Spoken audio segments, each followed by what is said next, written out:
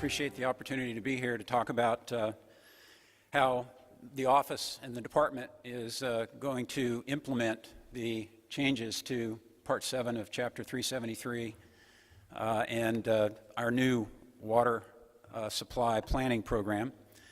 But I want to take a minute or two to just give you a little background.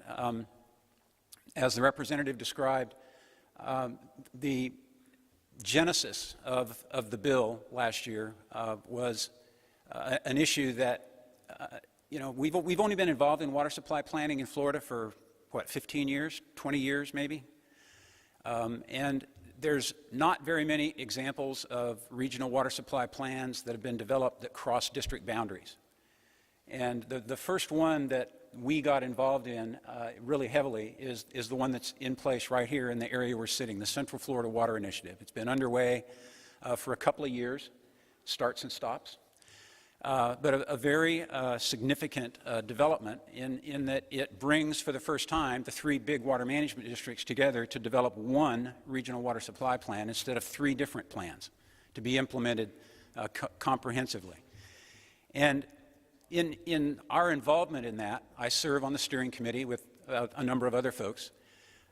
Something became obvious for really the first time. It kind of gelled in my mind that the way that each of those three districts have dealt with agriculture as a land use in their prior water supply planning, they all used different methodologies, slightly different methodologies. They had different crop groupings and different crop listings. They used different soil coefficients, water use coefficients. They used different methodologies to determine what are the irrigation demands for different combinations of crops and cropping strategies and patterns. And as a result of that, it said, well, we wondered, why is that? Why from a planning standpoint, are different methodologies used for the same crop, even within the same county, just because it might exist in the South Florida Water Management District on one side of Polk County and Southwest Florida Water Management District on the other. And I saw that as an opportunity. We have always, as the representative described, participated informally in the regional water supply planning, providing comments that have always been very positively received and incorporated into the regional water supply plans by the districts. But we thought that there was an opportunity to make the planning better, trying to insert more consistency, a little more uniformity, and not trying to take over the planning process, but be a filter for the data.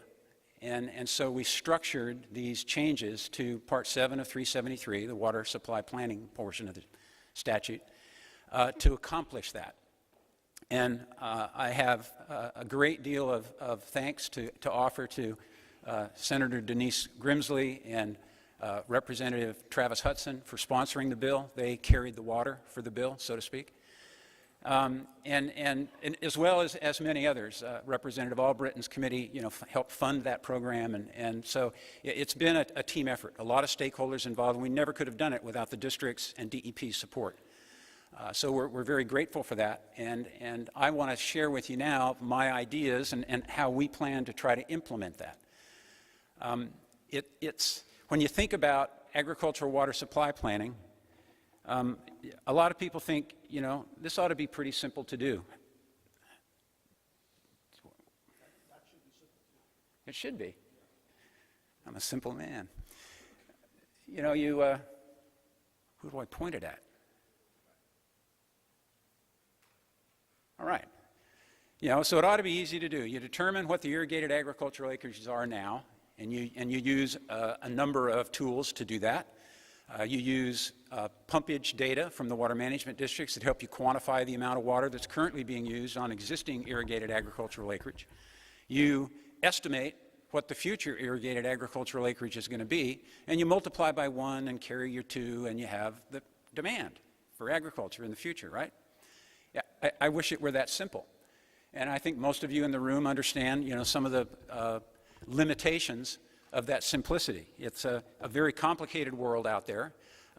We find that, and I think the districts have found, that estimating agricultural water demand in the future is a little more art than science. It's not like relying on population growth curves and infrastructure construction project timelines, and it's just a little more difficult than that. And so,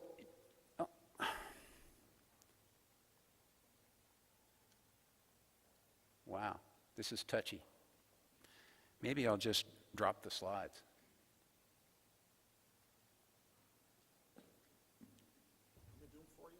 You can, yeah, if you can get it to go forward and not bounce back, you'll be more talented than I am.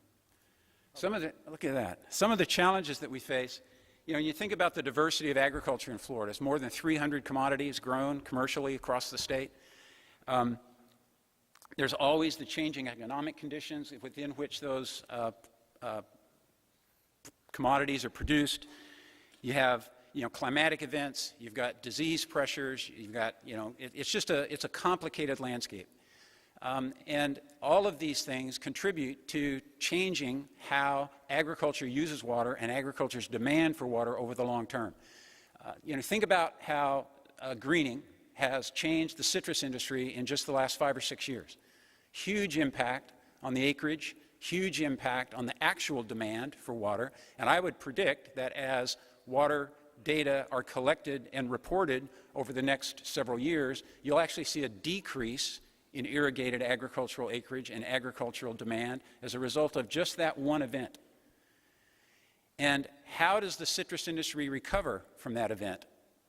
We're funding research now with the Southwest Florida Water Management District to understand a little better how HLB compromised trees use water and need water. They may actually need more water as we move forward with their production. So there's a lot of things that kind of complicate the landscape, and trying to predict what that's going to look like 20 years from now is really art more than science. And so we're trying to develop some new tools and new strategies, and I'll show that on the next slide, John, if you want to go to that, to talk about projection methodologies. We think that there's a lot of improvement that can be made in how scientists and how the science determines the water demands for individual commodities. We think there's a lot of opportunity for improvement there. We are going to fund, with some of the money that the representative gave us this year, an augmentation of the crop reporting service in Florida. Typically, those are annual crop reports that are done by the Florida Ag Statistics Service. We're going to give them some funding to beef those reports up on an annually, not only just statewide, which is how they're reported now. We want to see those reported on a county basis, which will give us the refinement we need, kind of the power on the microscope that we need to gather the kinds of data that we are charged now to provide to the districts so they can incorporate those data sets into their water supply plans. We're going to do this in collaboration with the districts. We don't want to reinvent the wheel. There's a lot of really smart, talented people out there that have spent a lot of time doing water supply planning. We want to build on that and collectively help come up with better tools, better opportunities to refine those demand projections in the future. Another thing that we're going to do, just because of the relationship that we have with the University of Florida, is we've already developed teams that are going to go out and help do a lot more ground truthing. What are the real irrigated acres within this county and within this region? What are the real crops? What do the growers want to do in the out years to try to gather a little more, add a little more clarity to the data sets? John, if you could go to the next slide. And talking a little bit about crop trends, I just want to give a couple of examples and then I'll move on. But biofuels, we talk about agriculture contributing in the energy market, and there's already permits out there to grow significant quantities of biofuels that are already on the books.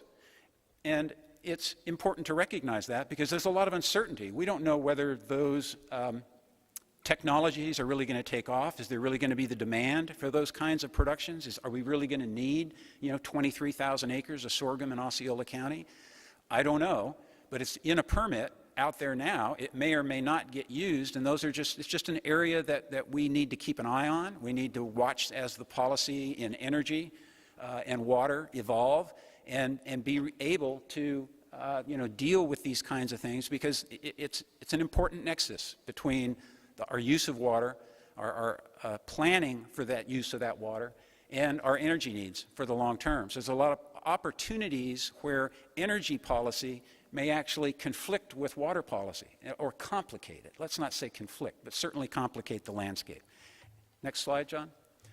Sod is another example. As the population recovers and as development begins to kick back up again, I think you can expect to see sod production to increase accordingly. It dropped way off when the economy went south in 07 and 08, 06, 07, and 08. I think you're going to see it come back. That's a prime opportunity to delve into reuse, reclaimed water. Sod's a perfect commodity for the use of those as an alternative water supply to free up groundwater. We're very supportive of that moving forward. John, the next slide is, nursery, citrus, low-chill peaches. We've got olives now. Blueberries are growing like crazy. Acreage is going up. So we're trying to, keep our finger on the pulse of all of those things. But when you're trying to plan over a 20-year horizon, when you can't even figure out what's going to happen in 5, it just is not an exact science by any stretch of the imagination. Go ahead. The other thing that, and this is really probably the last slide that I need to show, is, and I want to emphasize that our role in this new responsibility that we have is only in the water supply planning side of the equation. All right, so we're involved with helping the districts develop what the water demand projections are likely to be for agriculture land uses in 20 years, 20-year increments, updated every 5 years. We're not inserting ourselves into the permitting program in any way, shape, or form. So this has nothing to do with changing how the districts currently evaluate and process permits for consumptive use. Strictly the planning side of the equation. I think that's an important point for people to understand and not come away with a message that DACS is now going to be permitting water use, because we're not. I think there are still a lot of low-hanging fruit, so to speak, in the water conservation area and increased irrigation efficiencies. We're very much committed to that. We spend millions of dollars a year working with the agricultural industry to retrofit inefficient irrigation systems and convert them to more efficient irrigation systems. We think just in the last 8 years, we've quantified about 50 MGD in reduction of agricultural irrigation through those irrigation system evaluation and retrofitting programs.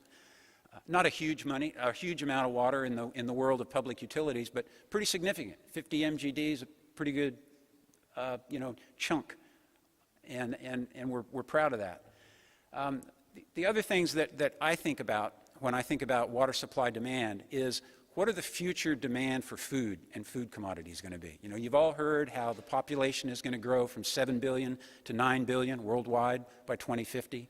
Somebody's going to have to feed that additional 2 billion people. And I think the United States and Florida will certainly play a large role in providing that additional foodstuffs. I don't think we're going to get more water to do it. That's just my personal opinion. We're going to be fortunate if we can hang on to the water that we've got. That's despite the fact that I think you're going to see an increased production per acre, and you're going to see an increase in irrigated acres over that period of time, but probably not a lot of additional water. If you look at how the industry has evolved over the last decade, our water use has been basically flat, despite increase in productions and increase in irrigated acreage. So again, I say that I think that there are many improvements that can still be made in irrigation system design and operation, and we're committed to that. The Commissioner is very committed to make sure that every drop of water used in the agricultural industry is used as efficiently as it can possibly be. But what I want to do is just make sure we maintain, justifiably so, maintain the water that we have access to now to support that continued growth in production that's going to be demanded by the increased population.